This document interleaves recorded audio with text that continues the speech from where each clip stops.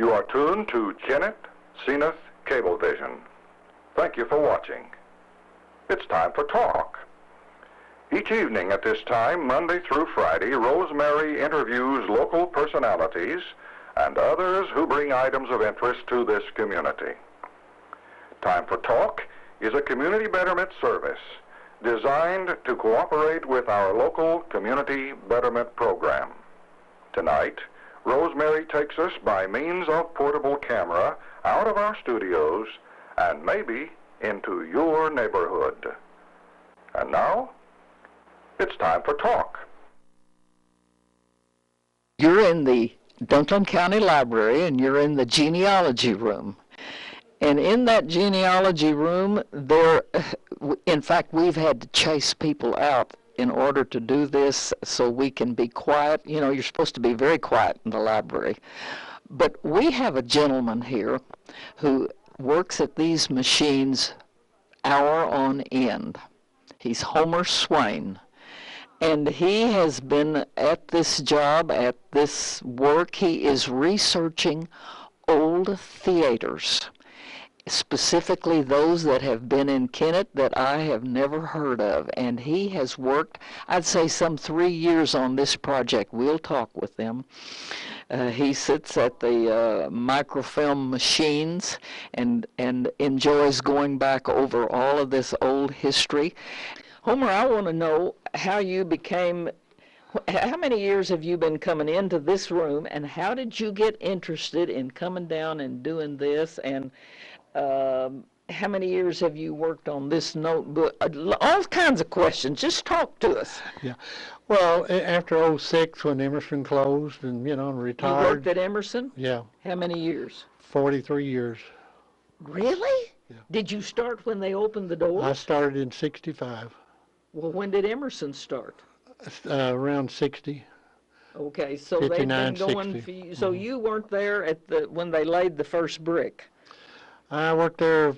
It was about 5 years after they built the building, the first building in that, because I went to work in 1965. And what did you do at Emerson? Well, I worked out on the floor at first. Mainly, the majority of the years that I worked at Emerson, I was the maintenance supervisor. Oh, okay.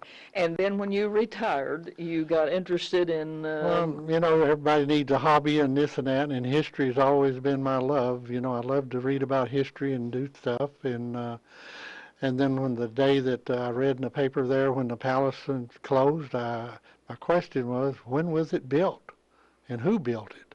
Nobody knew. So I realized, at that time we would been, part of the genealogy Society of Dunklin County for years here, and I knew we had all these microfilms. I said, something's got to be on them. But the biggest thing is when I started looking and I started seeing all these names of theaters, I had trouble putting them together. Names of theaters? Like, you mean for here in Kennett? Here in Kennett. I mean, everybody heard of the Opera House, but have you heard of the White Star, the Alamo, the Lyric? Are you talking theaters still? Theaters, and you say, my goodness, where do all these things go together and how does it all fit? Okay, now you've done a lot of the history and put it in there? Put it pretty well in here. These are nothing but newspaper clippings because these are the facts, nothing made up about it. It's the facts that I've got out of the book on newspaper clippings. You can, and everything here, it's just notes and stuff that I've taken that list all this stuff. And all right, and we're going to get Homer to sit down at one of these tables in this library and go through this. And you drive through town now and you see the theater closed, but it has had a real colorful background from what he says. We're going to take a look.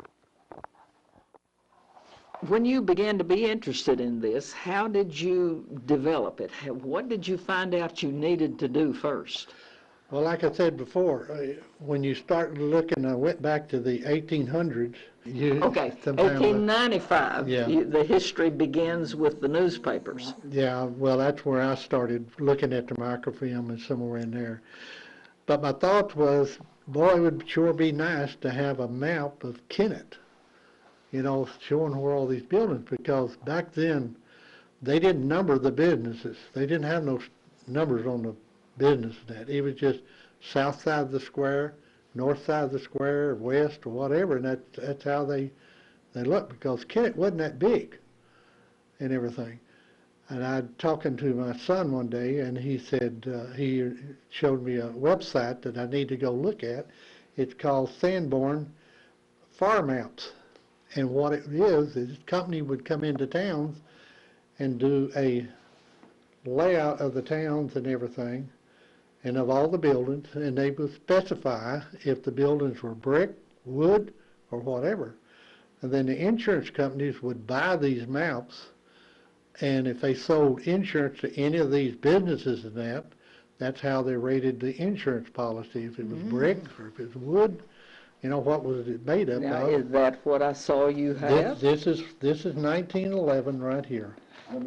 This here is the north side of the square right here.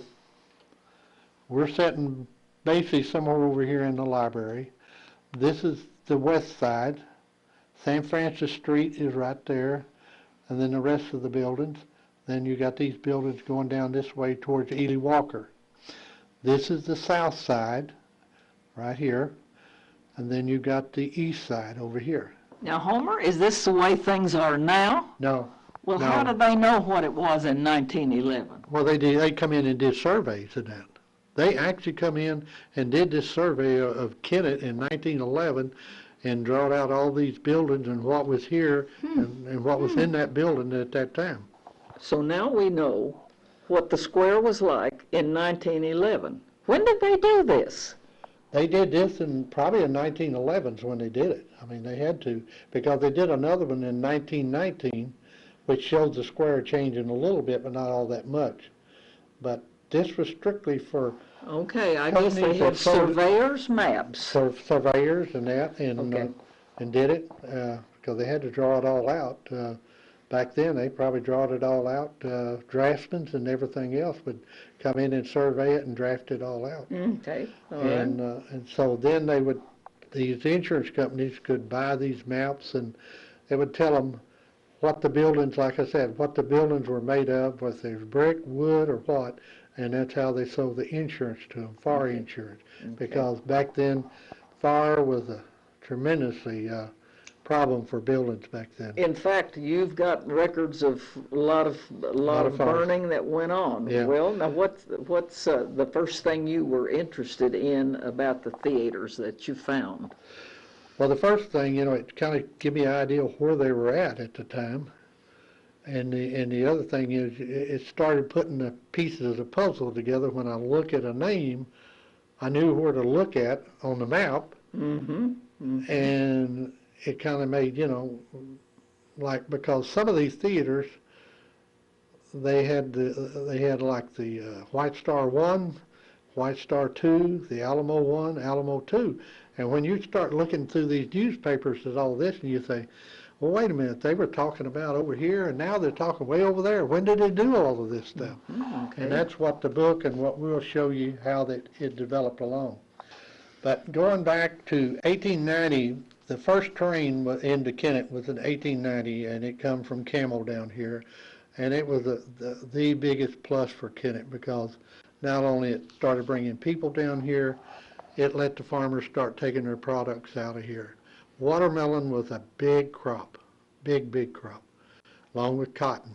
But they would line from here to Campbell these little watermelon patches and that along that railroad track, and they sold them, and that's the way they had to ship them on out. They'd line along the their wagon and team along the. They would plant the melons in patches along the railroad track. Oh. So they could just load them and move them out of here. Okay, all right. And here in Kennett, they had talked about them bringing their melons in, loading up a boxcar. They get about $75 for a boxcar load of melons then. This was like in the And the farmers would divide early that. 1900, divide up whatever you brought in Okay. and everything, and then they would ship them out of here. But the first theater we're going to talk about is the Opera House. And to get to that point in February of the 12th of 1896, two men robbed the post office, and it was on the north side of the square here, about middle ways down. They blew up the safe, and in doing that, they started a fire. And before they got the fire out the next morning, the whole north side of the square was gone. They were able to save the Presbyterian Church and the courthouse, because the courthouse wasn't very old, and they just got it paid off. Now, this is the big red courthouse with the clock. With the clock and All the right. bell and that. Okay, all And right. this is the one before what we got today. But it did burn everything on the north side of the square. In the robbery of the post office? In the robbery of the post office. All right. They finally, I think, caught the two guys and brought them back for trial. And the post office now, at that time, you said it's on the north side of the square. Yeah. Yeah, you had the corner building, which was later the Cons building, or however, because most people can relate to that. Now, that's what I know as the Opera House. Yeah, Is that the what Opera- you're talking about? The Opera House, yeah. Okay. But at the time of the fire, it was not the Opera House. Okay. It was other buildings there. The post office, you go from the where the Opera House is now today. If you start down through there, you go. Kennett Bank was in there because it burnt. Next to the James Caan building? Yeah. Okay. Yeah. And then you along in there, then you had, I think, a lawyer office or something there, and then the post office was about middle ways down there before you get to the People's Furniture nowadays. It was somewhere in there where they blew it up and started the fire. okay, all And right. it just went, and these buildings were wood, Mm-hmm. middle of the winter time. It went up in no time. It just burned everything up. So took out the north side of the square. Yeah. Okay, all right. And I see that labeled the big fire the there. big fires, Yeah, yeah, okay. that's what they are. They, Okay. Kennett had some major Post fires. office burglars did it, and, okay. This was February the 12th, 1896 when this happened. Like the Bank of Kennett had a huge safe, and Bank of Kennett was right in that bunch that right in burned. there next to it. Okay, It burned. all right. They had a safe? They had a safe and everything, and they moved it to the building on the corner of the north west corner of the square there into that, at that time was a drugstore. And when they opened up the safe, all of the papers and stuff were not bothered. They were able to get those papers out of the bank, so everybody's, accounts and stuff like that was saved. So it didn't bother them. The fire didn't. But that's about, rest of it, they pretty well destroyed everything. And then they undertook the building of the north side again. They tried to do as much brick as they could because they realized that the wood and that just burnt. So they started utilizing brick and everything. 1896 was a kind of unique year for Kennett because not only they had the fire and they rebuilt all this stuff, but 1896 is when Jones Park was first built out there. The Jones Park. east part of it was cleared off. The around them big old oak trees and all of that. They And cleared it had a race course out there. That was in later. They cleared off, built about half of the Jones Park in 1896 out there, because they talked about. Was that just donated land by somebody named Jones? I never did find who donated or what. They just called it, Jones Park. And they did talk about, I think that 4th of July or in 1897, that they played baseball out there. They played Rector, and I think Kennett won the first one, and Rector had to forfeit the last one because they run out of players or something. I don't know. But baseball was a big thing back then too, and everything. And and stuff like that. Okay, now here, Dunklin County Fair Racetrack. That was in 1911 there.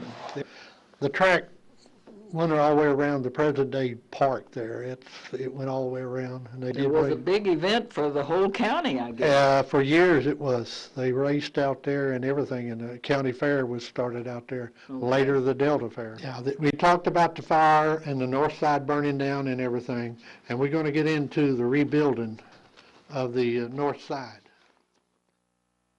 You have been watching Time for Talk.